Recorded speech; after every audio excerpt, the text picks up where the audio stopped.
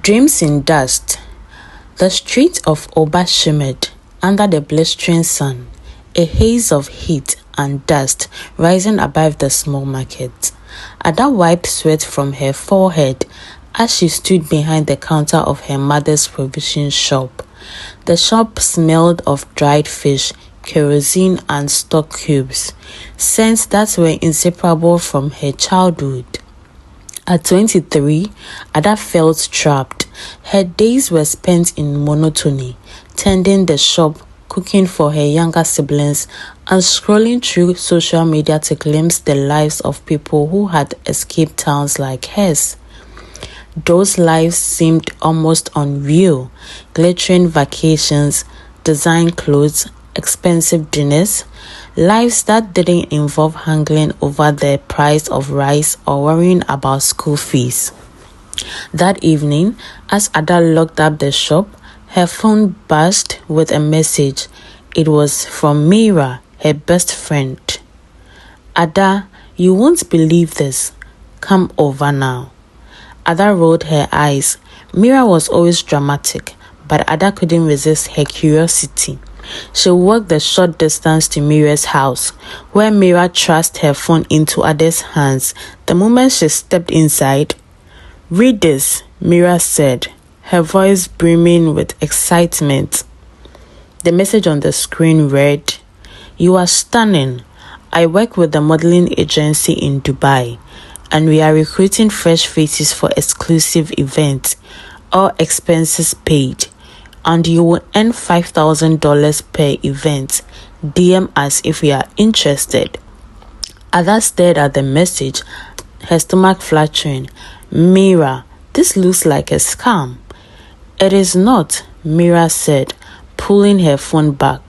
"Look at their Instagram page. They are legit. Girls just like us are living the high life in Dubai because of them." Ada hesitated. The page did look convincing. Photos of women dressed in designer gowns, lounging on yachts, posing in luxury hotels. The captions promised wealth, freedom, and success. But something about it felt too good to be true. "We need to talk to Selena," Ada finally said.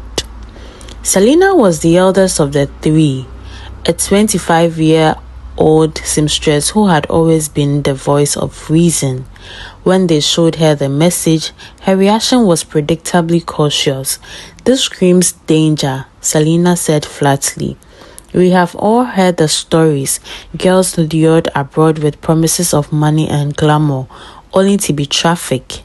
Mira scoffed. "Not every opportunity is a scam. Are we just supposed to stay here forever struggling to survive?" The argument lasted for hours. Mira was convinced this was their chance to escape poverty, while Selena was equally sure it was a trap. Ada, caught in the middle, felt torn between the allure of a better life and the nagging feeling that something wasn't right. Eventually, they agreed to message the agent, Malik, for more details. His responses were professional and reassuring. He sent them flight itineraries, hotel reservations, and even offered to video call them to address their concerns. When they spoke to Malik over the video chat, he was charismatic and polished. "I understand your hesitation," he said, flashing a disarming smile. "But this is a legitimate opportunity. You are exactly the kind of talent we are looking for." Against Selena's better judgment, they decided to accept the offer. Their flights were booked for the following week. The girls' families were skeptical but ultimately supportive, believing the story that Ada, Mira, and Selena had been offered modeling contracts in Dubai. Ada's mother hugged her tightly at the airport, whispering, "Be careful, my child." As the plane ascended into the clouds, Ada felt a mix of excitement and fear. This was her first time leaving Nigeria, her first time of the world beyond Oba. Mira was practically buzzing with anticipation, while Selena sat quietly, her lips pressed into a thin line. When they landed in Dubai, the luxury overwhelmed them. A sleek black SUV awaited them at the airport, and the driver took them to a penthouse suite in the heart of the city.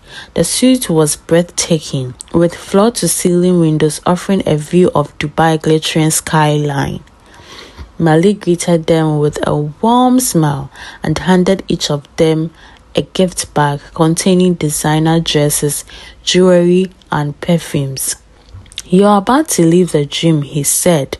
"Tonight, I'll introduce you to some very important people." The girls' first evening in Dubai was a whirlwind of luxury and excitement.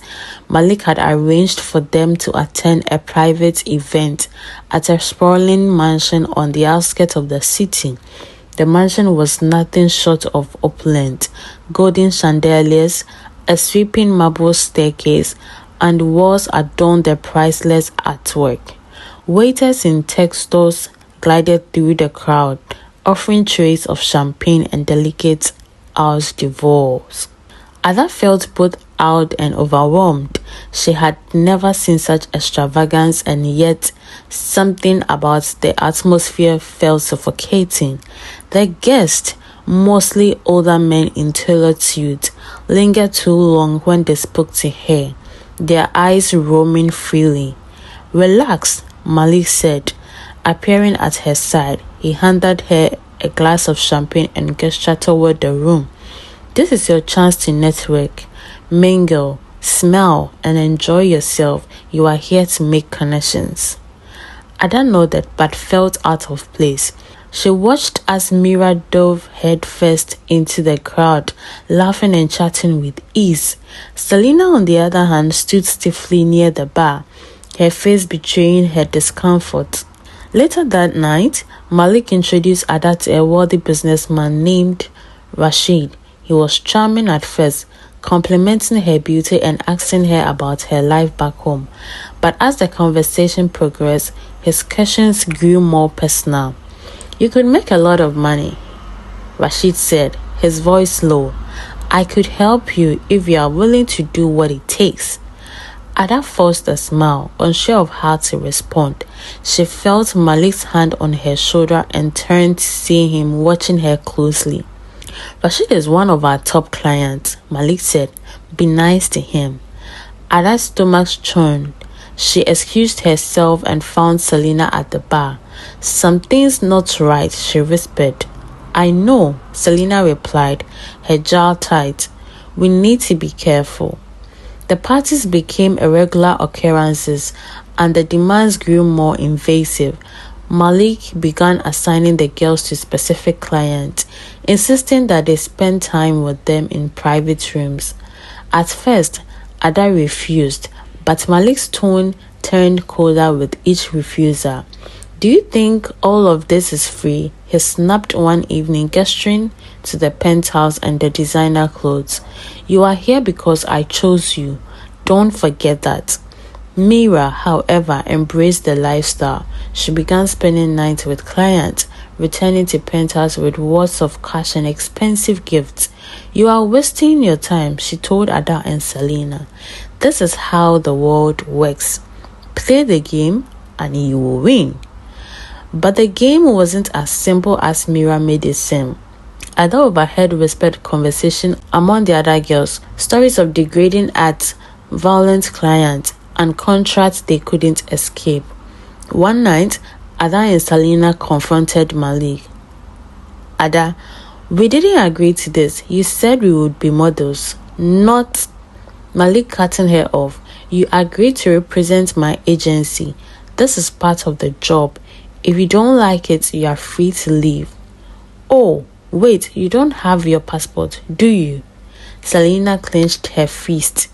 "You can't keep us here," Malik smirked. "I don't need to. Where will you go? Back to Nigeria with nothing? Think carefully before you make any decision." As the weeks passed, the girls were pushed further into Malik's world. The client's requests became more darker and more disturbing. One evening, a man offered Ada $20,000 to participate in an act involving his dog.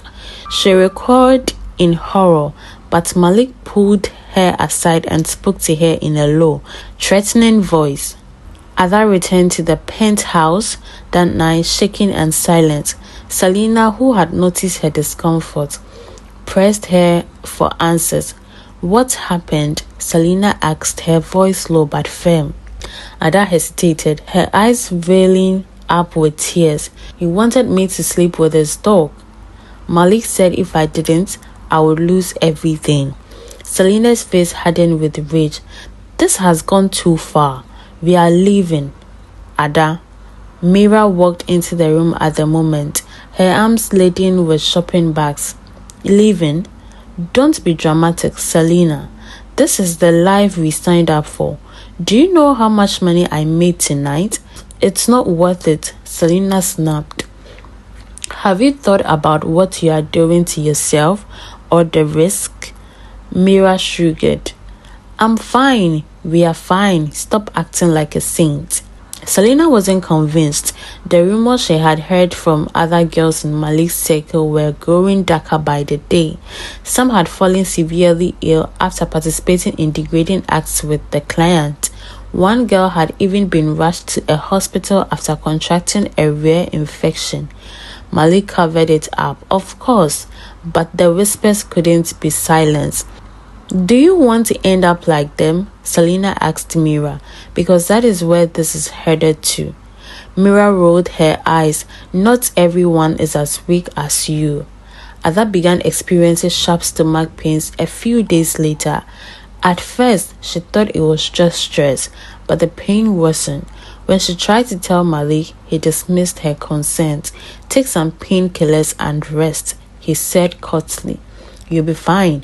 Selena, however, wasn't willing to ignore it. She reached out to one of the housekeepers, a woman named Leila, who had shown them kindness since their arrival. "Please," Selena begged, "we need help. My friend is sick and we don't know what is wrong." Leila hesitated, glancing around to make sure they weren't being watched. "There is a clinic in Daira. It's discreet, but it's risky to go there. Malik will notice if you are gone too long." Selena didn't care. She took Ada to the clinic the next morning, covering her head with scarf to avoid being recognized. The doctor's words confirmed her worst fear. "You have an infection," the doctor told Ada. "A serious one." "How long has it been going on?" Ada broke down, unable to answer. Selena stepped in, asking the questions that Ada couldn't. The doctor prescribed antibiotics and warned Ada to rest, but Selena knew they needed more than medical care. They needed a way out. Selena decided that night they had to escape. Malik's control over them had grown too tight, and the risk of staying outweighed any benefits. Ada, still weak from her illness, agreed without hesitation. But Mira was another story. "I'm not leaving," Mira said flatly. When Selena approached her, "I have worked too hard to get here." "Worked?" Selena repeated. "This isn't work, Mira. It is slavery." Mira glared at her.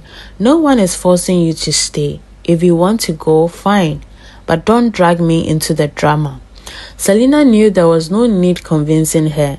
She turned her attention to Leila, who agreed to help them. Leila explained that a local charity, Save Horizons, specialized in helping trafficked women escape. The charity would arrange transportation and temporary shelter, but the escape would have to be carefully timed. "You will only have one chance," Leila warned. "If Malik finds out, he won't let you go easily." On the night of their escape, Selena and Ada waited nervously in their rooms, bags packed with only the essentials.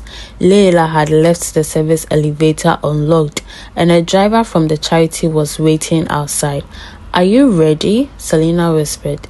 Ada nodded, her face pale but determined. As they stepped into the hallway, they heard voices approaching, Malik's men. Selena pulled Ada back into the shadows, her heart pounding as the men passed.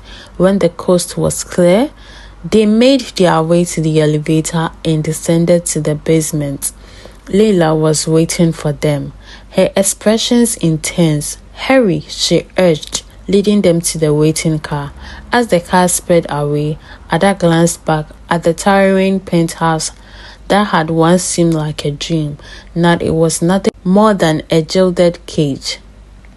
Their relief was short-lived. Malik's men discovered their absence within hours and began searching for them. The charity safe house was discreet, but the girls knew it was invulnerable. "We need to get out of Dubai," Selena said. "It's the only way we will be safe." The charity arranged for their travel, but Maurice reached extended further than they had anticipated. One of these associates spotted them at the airport. The girls narrowly escaped being caught. It wasn't until they boarded a plane to Lagos that they finally felt a semblance of safety. Returning to Nigeria brought its own set of challenges. The whispers began almost immediately. They went to Dubai to sell themselves. The neighbors said, "Shameless girls." Others added, "What kind of example are they setting?" Ada and Selena tried to ignore gossip, but it was impossible to escape. Even their families looked at them differently, unsure of what had truly happened. The stigma was suffocating, but Selena refused to let it break her. "They can think what they want," Selena said. "We know the truth. That is what matters." With the help of Save Horizons, Ada and Selena began sharing their story. They spoke at community events, warning other young women about the dangers of trafficking and exploitations. Their message was clear: not every opportunity is worth the cost. Ada, still recovering from her illness, found solace in helping others. "If I can stop even one girl from going through what we did," she said, "then it is worth it." Miriam's absence weighed heavily on both Ada and Selena. They hadn't heard from her since their escape, and the rumors about her fate were conflicting. Some said she had risen to power within Malik's cycle, while others claimed she had fallen victim to the very system she had embraced. "I wish we could have saved her," Ada said one day, her voice thick with guilt. "We've tried," Selena replied, "but she made her choice." Years later, Ada and Selena's efforts had grown into much something larger. They had established a foundation to support survivors of trafficking, providing them with resources and opportunities to rebuild their lives. As Ada stood before a crowd of young women at the community center, she felt a sense of peace. "Dreams are powerful," she said, "but chasing them blindly can lead to nightmare. Protect your dreams, but protect yourself even more." The applause that followed was tenderous, but Ada's smile was bittersweet. She knew their journey wasn't over, but for the first time, she felt like they were moving in the right direction. "Ada, our story is one of the dreams that turned into nightmares. What we thought was an opportunity for a better life became a trap that nearly cost us everything." Selena, "We were promised wealth, freedom and success, but instead we were exploited, humiliated and left with scars, both visible and invisible. We want you to learn from our mistakes." Ada, "If something seems too good to be true, it probably is. Don't let desperation lead you into dangerous situations. Ask questions, trust your instincts, and stay cautious." Selena, "We survived, but many don't. That is why we share our story to warn others and to remind you that your safety and dignity are worth more than anything money can buy." Ada, thank you for listening. Please share this video to raise awareness and help protect others. If you or someone you know is in danger, reach out for help. You are not alone. Protect your dreams. Protect yourself. Together, we can stop exploitation.